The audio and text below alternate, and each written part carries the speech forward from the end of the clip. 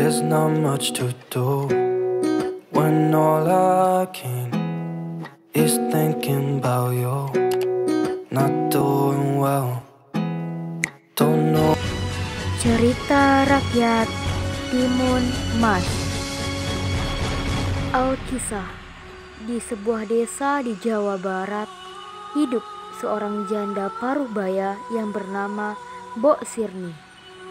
Sejak ditinggal oleh suaminya beberapa tahun, ia hidup sebatang kara. Ia pun juga tak memiliki anak.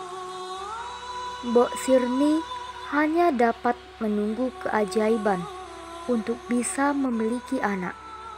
Ia berharap keajaiban terjadi padanya dengan selalu berdoa siang dan malam kepada Tuhan Yang Maha Kuasa agar dapat diberikan anak. Suatu hari, ia didatangi raksasa yang akan memberinya anak. Syaratnya, saat anak tersebut berumur 17 tahun, harus diserahkan kembali padanya untuk disantap. Mbok Sirni setuju.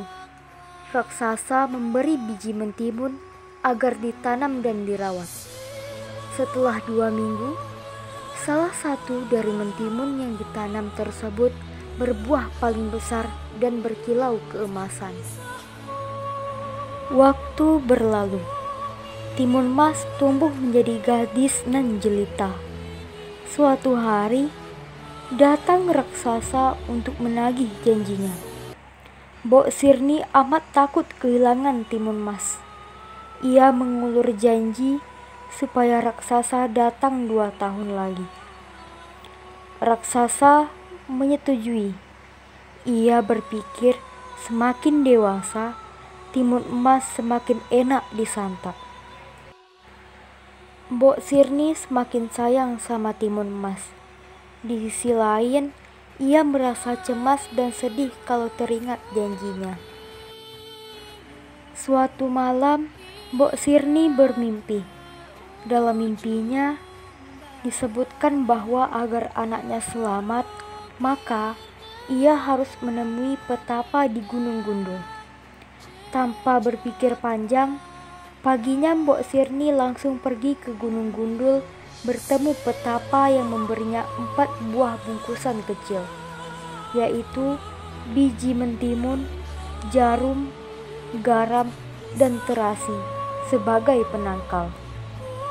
Sesampainya di rumah, Mbok Sirni memberikan ke-4 bungkusan dari petapa tadi kepada Timun Emas dan memintanya berdoa. Paginya, raksasa datang lagi untuk menagih janji. Timun Emas diminta keluar melalui pintu belakang oleh Mbok Sirni. Raksasa melihat Timun Emas keluar dari pintu belakang. Ia mengejarnya.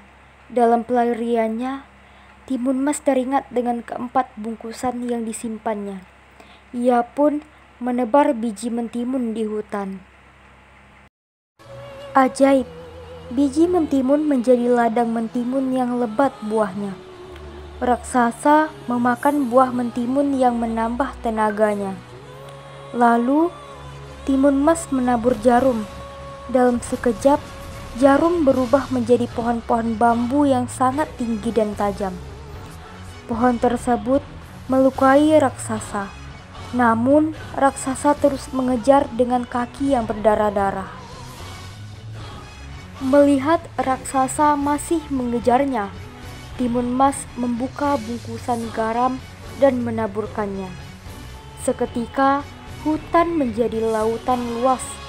Raksasa mampu melewatinya. Terakhir, Timun Emas membuka terasi. Seketika terbentuklah lautan yang mendidih. Raksasa tidak mampu menyelamatkan diri. Ia meninggal dalam lautan lumpur itu. Akhirnya, Timun Emas mengucapkan syukur dan dia bisa hidup bahagia dengan Mbok Sirni.